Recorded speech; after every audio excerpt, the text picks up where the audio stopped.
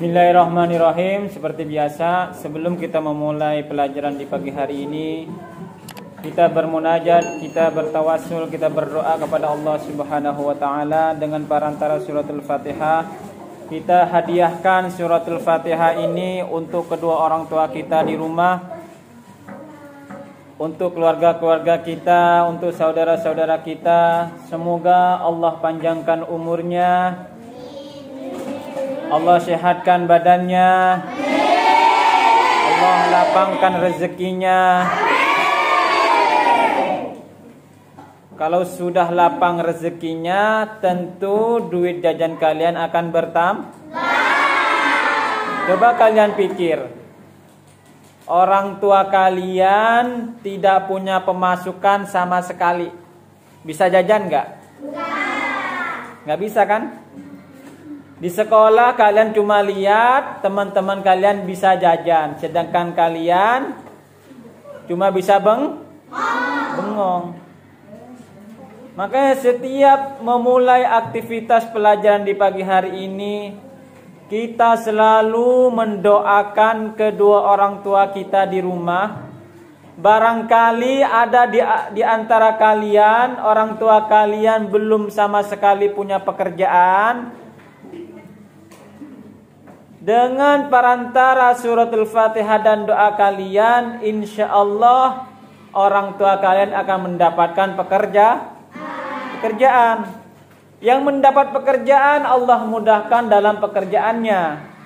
Ya, kalau sudah mudah dalam pekerjaannya, menghasilkan rezeki, kita doakan apa yang ia dapat menjadi rezeki yang barokah. Maka jangan henti-henti selalu berdoa kepada Allah. Di pelajaran kemarin kan sudah dijelaskan, ud'u rabbakum tadarru'an wa khafyah istajib lakum. Fad'udu'uli istajib lakum. Memintalah kepadaku, kata Allah, astajib lakum, niscaya aku akan mengabulkan. Paham? Maka jangan ada yang bosan, Pak, Fatihah mulu. Sayang gak sama orang tua? Sayang. Bakti kepada kedua orang tua kita, salah satunya mendoakan kebaikan untuk kedua orang tua kita. Maka di pagi hari ini kita kirimkan suratul Fatihah. Allah mudahkan, Allah lapangkan rezekinya, Allah sehatkan badannya, Allah mudahkan segala urusan dan usahanya, baik itu urusan dunianya maupun urusan akhiratnya. Dan tak lupa pula anak-anakku yang sedang belajar di sekolah ini, Allah berikan kemudahan dalam proses belajarnya. Tentu Allah berikan keberkahan dalam menuntut ilmu, sehingga ilmu kita menjadi bermanfaat. Kalau sudah bermanfaat, tentu kalian akan menjadi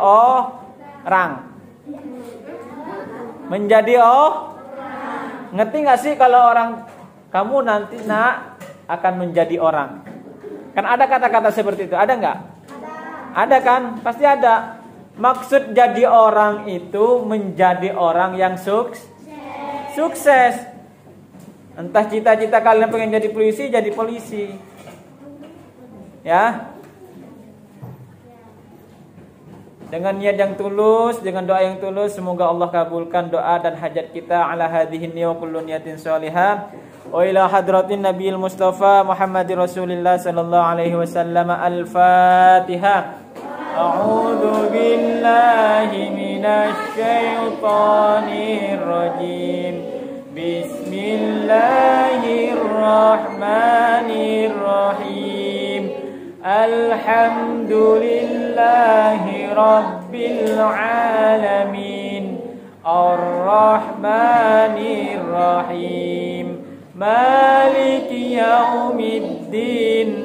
Iyyaka na'budu wa iyyaka nasta'in. Ihdinas siratal mustaqim. Siratal ladzina an'amta 'alaihim ghairil maghdubi 'alaihim waladdallin. Amin. Seperti biasanya baca salah. Ayo. Allahumma shalli ala sayyidina Muhammadin bil qulubi wa dawaiha wa afiyatil abada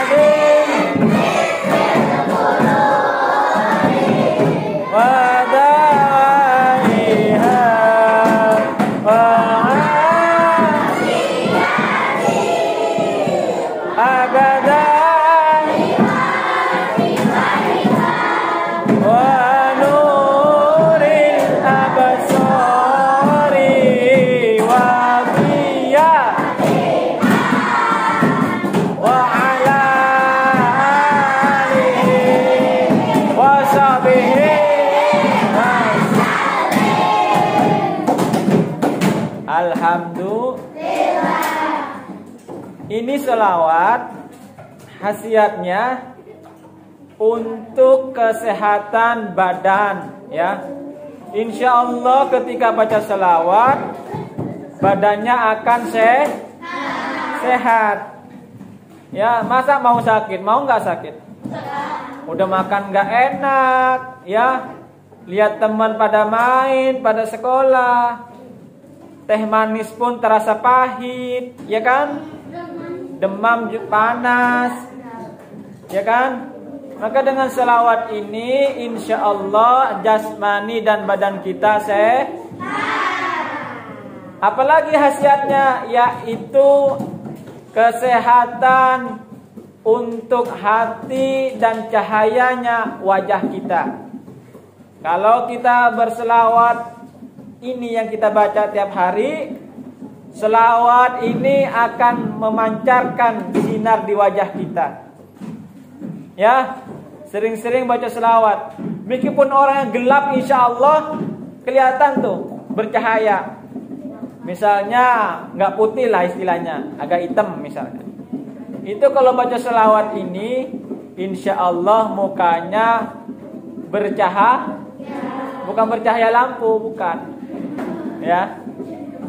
Yang selanjutnya hatinya akan bersih dari sifat dengki, bersih dari sifat hasud dan iri. Kalau hatinya iri berarti ucapannya juga nggak bagus. Misalnya nih, lu bego. Misalnya,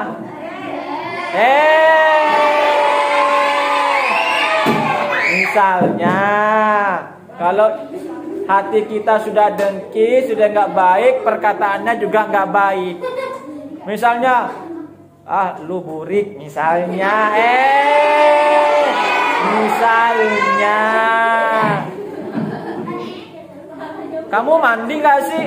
Kok bau? Misalnya, kamu kok jelek? Gak boleh. Makanya dengan selawat ini hatinya bisa bersih. Kalau sudah bersih hatinya, insya Allah perkataannya juga bersih. Misalnya, emang kenyataannya jelek sih misalnya nih. Tapi ya karena hati kita bersih, kita sering memuji teman kita. Misalnya nih si Dana datang ketemu sama si Jovian misalnya.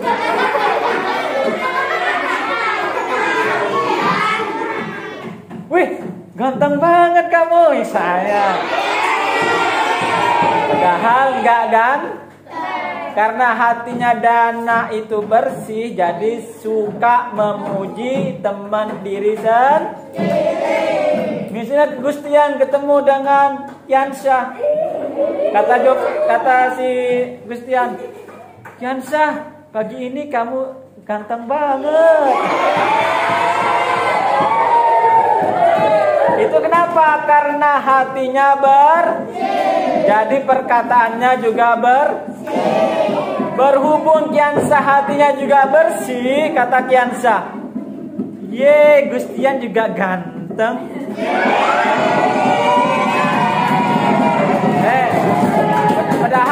Padahal kata teman-temannya Gustian, enggak sih, Gustian jelek.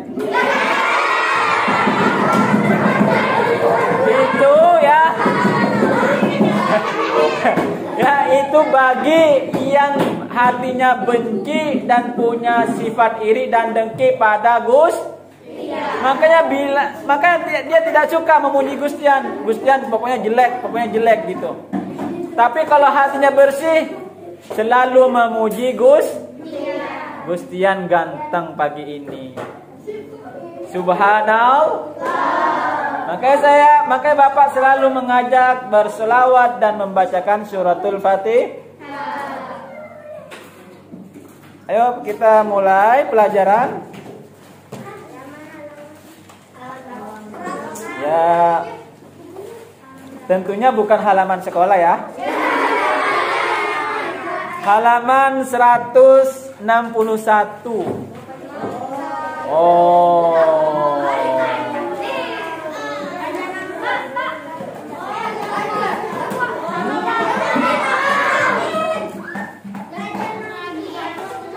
(61) Raja Namrud yang zalim.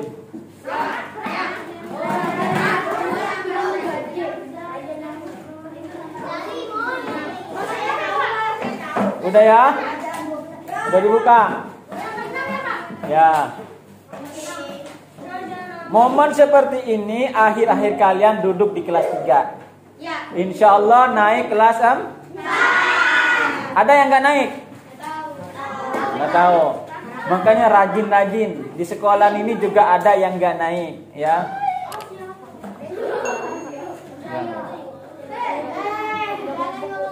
Oh ya. Nanti saya bagi. Ya. Makanya rajin-rajin sekolah, rajin-rajin masuk, rajin-rajin ngerjain tuh. Di sekolahan ini ada juga yang nggak naik ke. Insya Allah kelas 3A ini semua ganteng-ganteng, semua rajin-rajin dan pintar-pintar. Insya Allah pelajaran yang akan datang naik ke. Ya, bismillahirrahmanirrahim. Raja Namrud yang zalim. Kalau menceritakan raja ini pada zaman dahulu, kalau kita kategorikan pada saat ini adalah presiden. Ini presiden Namrud yang zalim. Yaitu dulu. Kalau dulu dinamakan raja, kalau sekarang dinamakan presiden. Raja Namrud memerintah dengan kejam. Wow, kejam banget dia. Apa perintahnya sih? Perintahnya itu tidak menyenangkan kepada rakyatnya. Ya, misalnya ini si Namrud nih Kalau mengerjakan atau memerintahkan rakyatnya sudah kejam, zalim, dan tidak pernah dikasih upah. Misalnya kamu disuruh nyangkul sawah nih sama Namrud. Gustian, apa Rod? Lu nyangkul sawah lu. Kata si Namrud, lu nyangkul sawah kata. Ini kan Namrud kan ini kan omongannya emang gak beres. Udah zalim, udah kejam. Ini Raja Namrud kejam dan zalim. Namanya juga orang zalim kalau ngomong kasar. Kata si Namrud nur ke Gustian. Gustian, lu nyangkul sawah lu gitu. Nah, lu nyangkul. Gustian nanya, gue dikasih upah enggak? Enggak dikasih upah. Pokoknya nyangkul sampai habis. Itu kalau Namrud nih memerintahkan kepada rakyatnya sudah kejam, nggak dikasih makan dan nggak dikasih upah.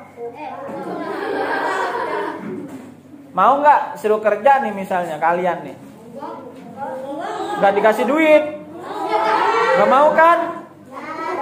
Ini kejam loh, nggak mau kan? Tapi pada saat itu rakyatnya mematuhi, ya iya aja.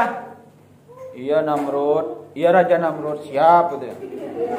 Mau makan mau enggak, yang penting melaksanakan perintahnya Namrud. Ini kejam banget nih Namrud. Minta dihancak. Hancak nih gitu. Ini saking rakyatnya merasa patuh terhadap Raja Namrud. Ini si raja nih merasa nih, gue kalau jadi Tuhan enak gak sih gitu. Dia merasa kalau dirinya pantas menjadi Tuhan. Alasannya kenapa?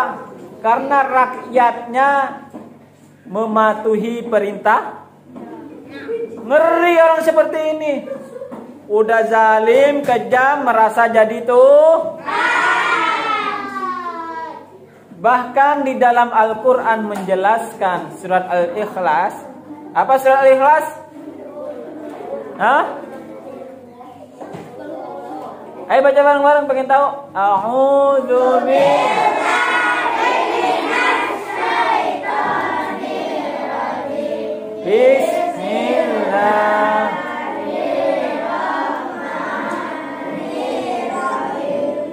Qul huwallahu Allah lam yalid wa lam yakul lahu kufuwan. Artinya apa? Qul, katakanlah, huwallahu ahad, dia Allah ahad, maha Kalau sudah esa ada dua enggak? Enggak ada. Yang nama juga udah maha esa lagi. Berarti orang yang ngaku-ngaku Tuhan berarti orang lah ini raja ini stres dia ya, stres. Mungkin nggak kebagian KJP kali ya. Ya, makanya dia ngaku Tuhan. Sudah ya. Sudah.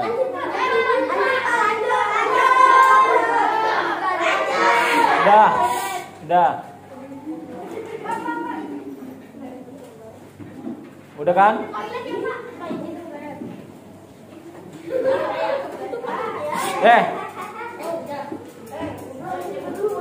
Nggak boleh. Ntar dulu.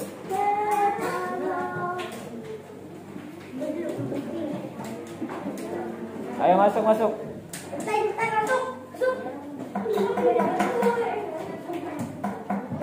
Kiansa tutup Kiansa.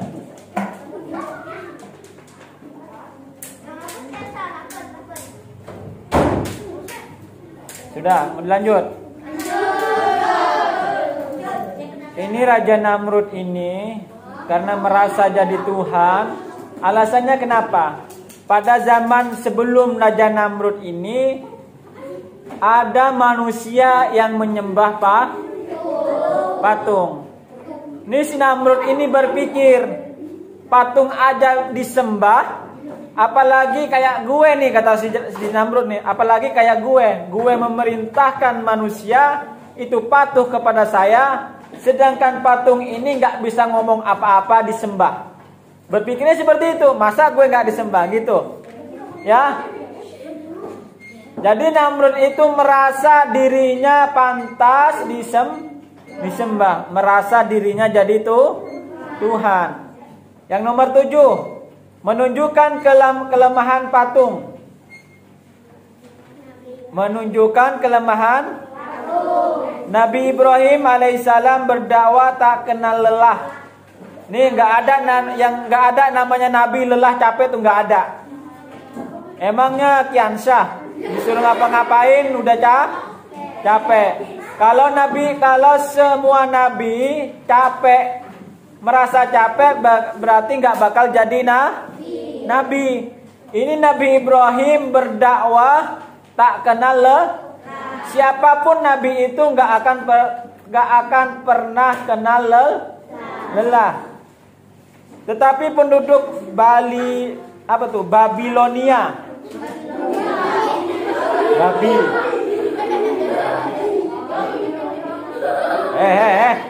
Apa itu babi ngomong gitu? Gak boleh. Tetapi penduduk Babilonia menolak keras. Ya, ini Nabi Ibrahim menyembah Allah dan menyerukan rakyatnya, umatnya menyembah Allah. Tapi ini kaum Babilonia ini menolak keras.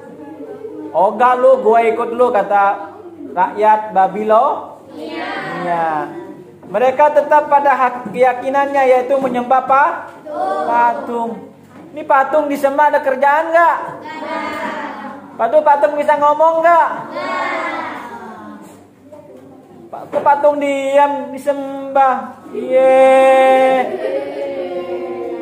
Orang stres enggak? Stres kadang-kadang enggak dapat bansos. Enggak dapat bansos. Ini warga, ini kaum Babilonia ini jadi rakyat yang stres. Ya. Penduduk Babilonia hanya satu.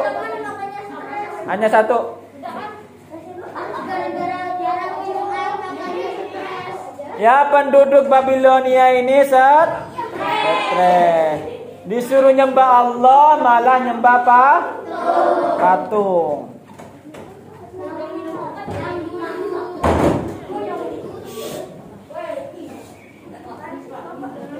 Ya Allah. Kalau jam belajar, kalau sudah belajar, jangan ada yang ke depan. Nggak apa-apa, biarin itu pintu. Ini kita lagi nyeritain kaum Babilonia ini. Ini penduduk Babilonia ini, dia yang buat patung, dia yang sembah. Stres enggak? Kalau sudah stres, zaman sekarang diapain tuh? Diikat enggak?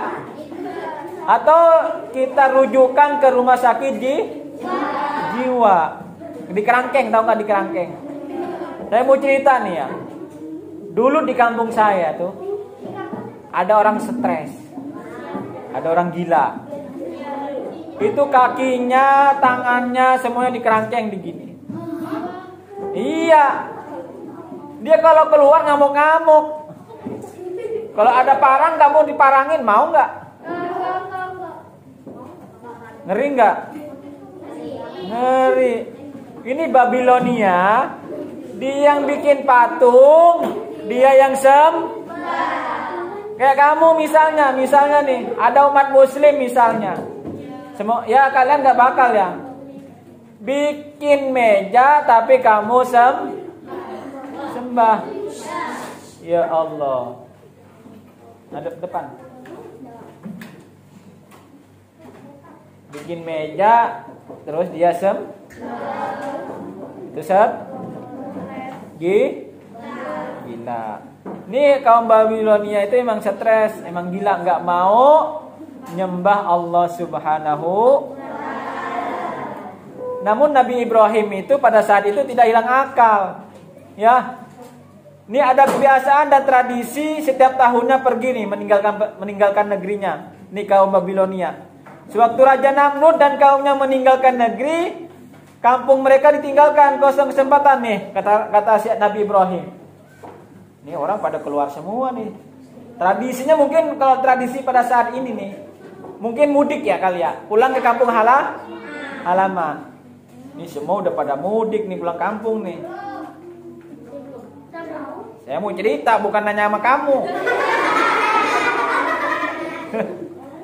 Ini kata Nabi Ibrahim, semua penduduk Babilonia meninggalkan negeri, tradisi per tahun, tradisi pulang kampung. Kata Nabi Ibrahim, gak hilang akal Nabi Ibrahim. Ini di sini ada tumbukan patung misalnya, tempat ibadahnya. Ini patung semuanya yang mereka sembah ketika kaum Babilonia pergi meninggalkan negerinya. Nabi Ibrahim tidak kehilangan akal, yaitu hancurin Nabi Ibrahim. Kalau ngancurin pakai apa tuh? Cangkul. Patung pakai cangkul itu tuh yang palu yang gede apa namanya itu? Hah? Yang segini tuh apa namanya besinya? Lah itu kayak apa tuh? Hammer tuh? Hah? Kampak? Iya itulah. Sejenis palu cuman gede ya. Itu nih Nabi Ibrahim, semua patung sekitar situ dihancur. Kelpak kata Nabi. Mungkin cer-cerannya nggak begitu kuat kali, yang nggak ada besinya, cuman semen doang. Sudah dihancurkan satu persatu, hanya satu patung nih, yang paling besar tidak dihancurkan. Ya, duduknya sayang, duduknya nak, duduknya kamu. Ini bukan warteg. Ya. Ada patung yang disisain oleh Nabi Ibrahim. Patungnya besar sekali. Ya, ketika sudah hancur ini patung yang kecil-kecil, tampak nih palu yang besar itu disangkutkan ke patung yang tidak dihancurkan, yaitu taruh yang patung yang paling besar. Taruh di sini sama Nabi Ibrahim. Ketika pulang, ya di cerita ini mungkin digeringkan di leher patung dan paling besar. Kata di si penyembah patung ini siapa yang robohin, yang ngancurin patung-patung ini? Ketika tahu itu Nabi Ibrahim yang menghancurkan, kata Nabi Ibrahim gini, tanyain tuh sama patung yang besar. Itu tuh ada di lehernya tuh, apa namanya? Palu. Ya palu lah, atau kampak. Ya. Ini penduduk sama Nabi Ibrahim suruh tanyain tuh sama patung yang paling besar, bisa ngomong nggak itu patung paling besar? Ini nggak bisa ngomong, patung batu. Ada nggak patung bisa ngomong? Nggak ada kan? Nggak ada, makanya mungkin berpikir ya. Ini patung bisa ngomong nggak ya? Ini kan buatan gue, nggak bakal bisa ngomong. Ini kan patung batu. Ini kalau orang yang berpikir sehat, insya Allah dia akan mendapatkan hidayah dan masuk Islam. Udah dia yang bikin, udah dia yang sembah. Stres nggak? Pelajaran hari ini kita menjelaskan bahwasannya kita sebagai umat Islam harus benar-benar berkeyakinan bahwasannya Allah Subhanahu wa taala Maha Satu. Paham? Oke. Untuk PR nanti ya.